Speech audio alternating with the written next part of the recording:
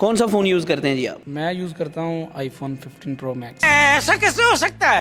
IPhone 15 pro max natural titanium 1 TB non PTA dual physics. IPhone कभी सीधा नहीं रखना, तुसी इदां रखना। निकल जा, नहीं तो मैं इसको भी नहीं छोड़ूंगा। छाती चला कर रखना, वेल्ड कराना। जिन्हें कहना हाँ जी अस्सलाम वालेकुम। इधर मिलो, इधर हाँ, इधर मिलो। किद्दां हौसला तुहाडा पैदा होया कि तुसी 15 pro max natural titanium 1 TB फलां फलां ਇਹ ਮੈਂ ਸੋਚਿਆ ਸੀ ਕਿ ਮੈਂ ਲੈ ਲੈਣਾ ਵਾ नॉन PTA के PTA? Non PTA dual physics. आपने इतना बड़ा हौसला भरा है, आपने क्यों ये फ़ोन लिया है? आपका क्या परचेज डिसीजन था? देखो 3 लाख रुपए किसी ने खर्चना और सोच समझ के खर्चना, सर्दियों 'ਚ मेहरान आ जाती है। ਜਦੋਂ ਵੀ ਮੈਂ ਗਿਆ ਛਾਤੀ ਤੇ ਲਾ ਕੇ ਫਿਰਿਆ।